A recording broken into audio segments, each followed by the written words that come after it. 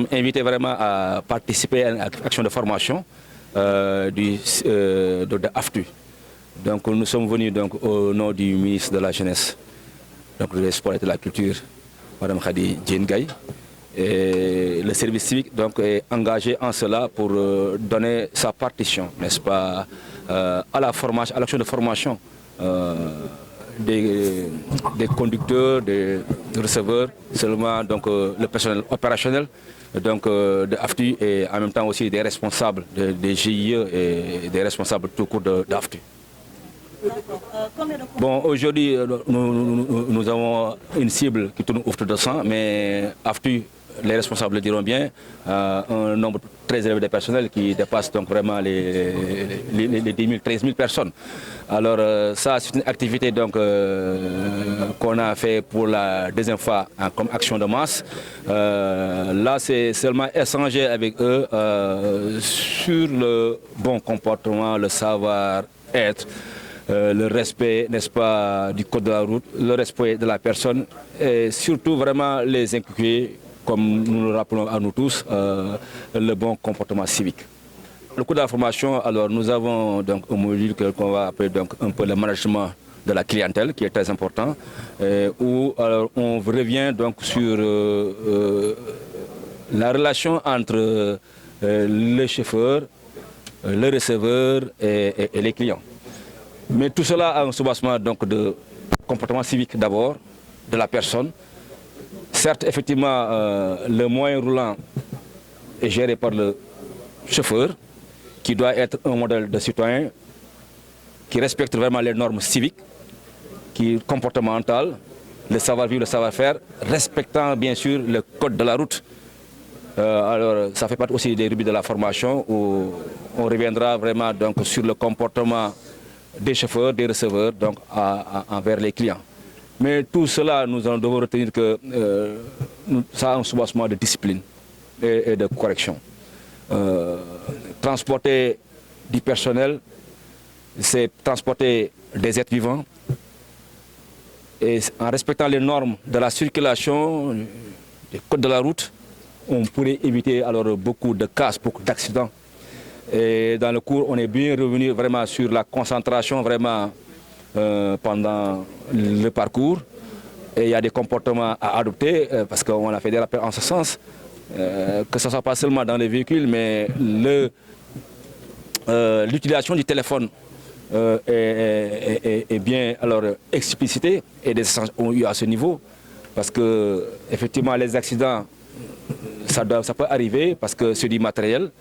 Mais la cause des accidents, on peut noter que 90% donc des accidents, alors c'est malheureusement des fautes d'inattention, des fautes de comportement, l'utilisation du téléphone, manque de fatigue et tout cela. Donc c'est des rappels sur ça qu'on est revenu. Et comme je l'ai dit tantôt donc, aux différents responsables de AFTU, ces séances devraient être donc, tenues vraiment à une certaine fréquence pour qu'il y ait un tri et des rappels.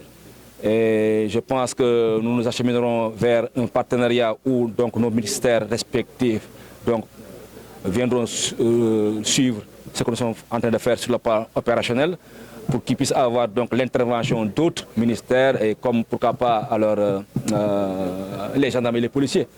Parce que je pense que, à mon humble avis, les transporteurs, les gendarmes et les policiers doivent parler le même langage et il devait y avoir des rencontres en ce genre et que vraiment qu'il y ait plus ce climat vraiment alors de méfiance ou de suspicion.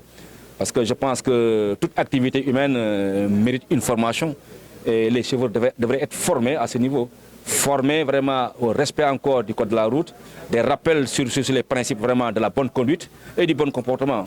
Tout à fait, c'est une activité qu'il faut démultiplier. Vraiment, ça ne peut pas se faire seulement quand AFTU s'engage, c'est très bien. Mais il y aura alors d'une stratégie nationale même au niveau de...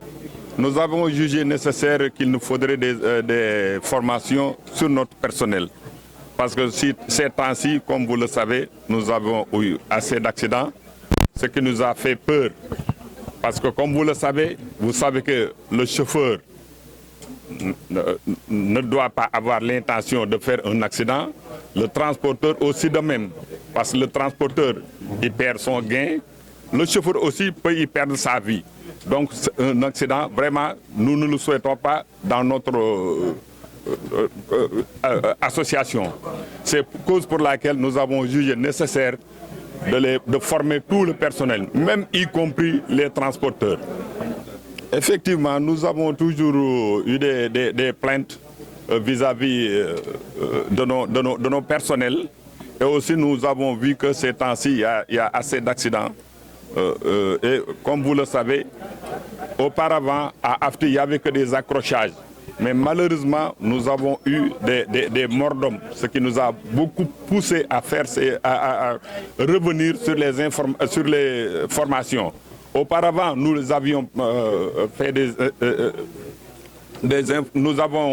nous avions auparavant formé notre personnel, mais comme vous le savez, le personnel de chauffeurs sont toujours mobiles. Il y a quelques-uns qui sont partis aux terres, quelques-uns qui sont partis dans l'académique et d'autres qui sont revenus. Les uns qui sont revenus, nous savons qu'il y a une grande partie qui n'est pas encore formée. C'est cause pour laquelle nous avons jugé nécessaire de mieux former le personnel et de nous former nous-mêmes pour que nous suivons dans la bonne route.